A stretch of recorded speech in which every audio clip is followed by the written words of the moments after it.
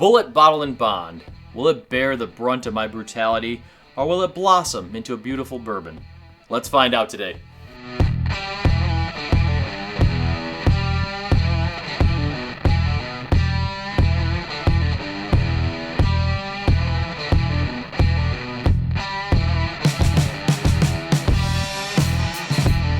How are y'all doing today? My name's Chris. Welcome back to Bourbinsane. We're going to be talking about Bulleit Bottled-in-Bond Bourbon. Whew, all those B's. I don't know if I've ever actually reviewed a Bulleit product before. I actually got a chance to visit their distillery. Really enjoyed it. A lot of history there. But Bulleit is now owned by Diageo, and this is actually one of their first releases, or not this bottle specifically, but the Bottled-in-Bond expression of their own juice. Now, this is technically a Bottled-in-Bond bourbon, as mentioned, which means it's at least 4 years.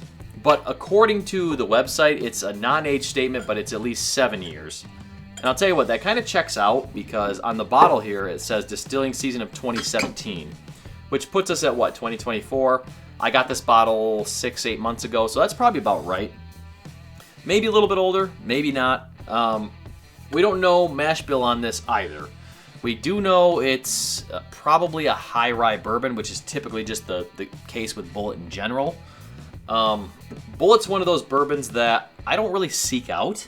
I mean, I've had, of course, their 95.5 rye, their regular Bulleit bourbon. I've had the 10-year, but I don't really look for it on the shelf, you know? So when I saw the Bottled-in-Bond there, I was like, hey, let's give this a try, see how it is, because I really wanted to try it anyway. So let's give a look at color here today. It's pretty light. Not a huge amount of legs sticking to the glass.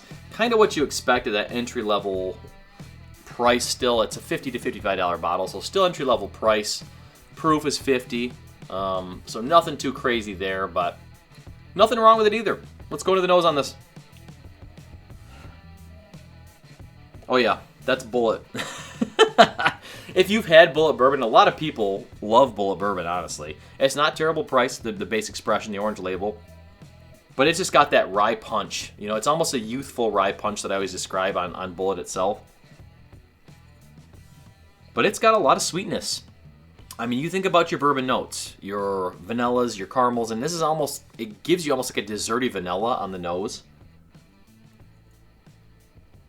The rye is there, but it definitely seems to be like a sweeter type rye as well, which makes sense. It's a bourbon that's a high rye mash bill, you know. I'm not getting any kind of oak presence necessarily. Not to say that it doesn't smell youthful, like it does not have a youthful smell to it. I'm just not getting a huge amount of oak punch that tells me it's a super old bourbon either, you know? Absolute fruitiness in here, though. There's some cherry. And this kind of toes the line between a dark cherry and a light cherry. But with that mix of that kind of vanilla custard, vanilla topping, or whipped cream, if you will, it's almost like a cherry dessert. Good nose. Good nose, nothing wrong with this at all, and I'm looking forward to trying it, so let's go into it.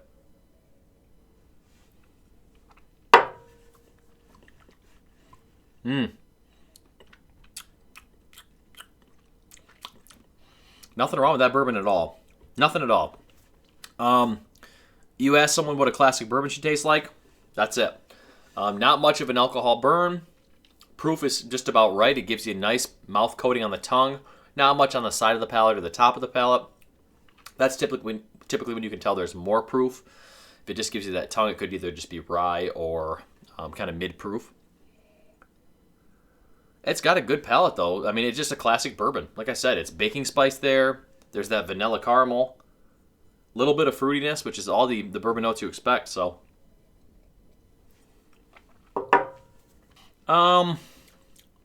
It's got almost like a funky front of the palate. Like there's something a little bit off-putting for my palate on it. I don't know exactly what that is. I'll have to think about that, circle back, or put it in the comments if I can come to the conclusion of what that is, but it's almost like an oak that tastes a little like spoiled. I'm sure that made no sense at all to anyone, but in my mind, it makes perfect sense. It's like the oak is a little bit rotten, but it's not a musty oak because there's not much oak coming through in this at all for me. The first sip was actually much better than the second sip. That's really interesting. Let's go to the second or the third sip here, see if it makes a difference.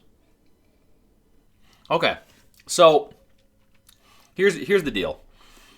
if you drink this bourbon and you just hold it in your mouth, I don't know if you saw that sip. I held it in for like a much longer time than I normally would, like 6, 7, 8 seconds versus 2 or 3 seconds. A lot of sweetness, a lot of flavor, none of that funkiness at all. But the second that I swallowed, that funkiness hit the front of my palate. I don't understand that at all. Like I swallow, you think it'd be the back of your palate that would get that funkiness. I'm gonna do one more sip, just to see.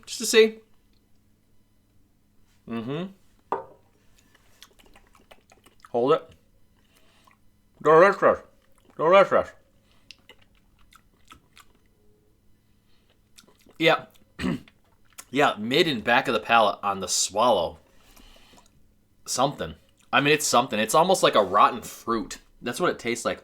Like think of like an orange that's kind of gone bad. It's got those brown spots and it's a little bit mushy in the middle, like those cuties, those tangerines that you try to eat, and it's mushy, and you're like, oh, I don't want to eat this, but I also don't want to waste my food and spend more money.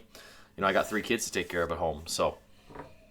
I'll tell you what, if you were to drink this bourbon, like you tried it and you didn't actually swallow it, like I think of like a master distiller or a master taster, and they're like trying their barrels, they're blending, and they're like, ooh, that's delicious, yum. That's what they do, you know. You can't drink all the whiskey in the world when you're work those jobs and do those things. But like they spit it out, they didn't actually swallow and get the full experience.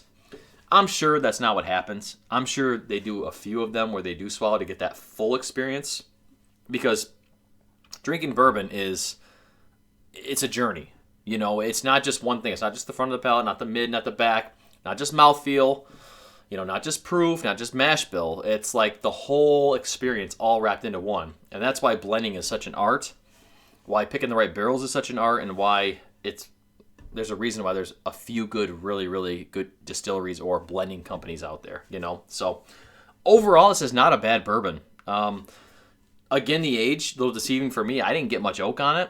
If I did, it was a little bit of funkiness or an off-putting fruit. I saw really nothing but good reviews about this bottle. Not that I'll say I'll have a bad review for it, but I just think it's probably priced about right, $50. You know, if you can get this for $50 or less, worth a gamble, especially if you're a Bulleit fan in the past, like if you like other Bulleit expressions. I would have liked a little bit more age on this, a little bit better finish. You know, a better swallow down the gullet, you know. I would have preferred that, but overall, not bad. Give it a try if you can. All right, appreciate you guys watching today. Thank you so much for being here with me. If you haven't yet, make sure you like this video and subscribe to the channel. Have a lot of fun doing these reviews, guys. I'm loving 2026 so far. Looking forward to getting some more expressions soon. So many good things out there and coming in 2026. I can't wait to see what's next in the pipeline. So appreciate you being here. I'll see you guys all very soon. Stay insane.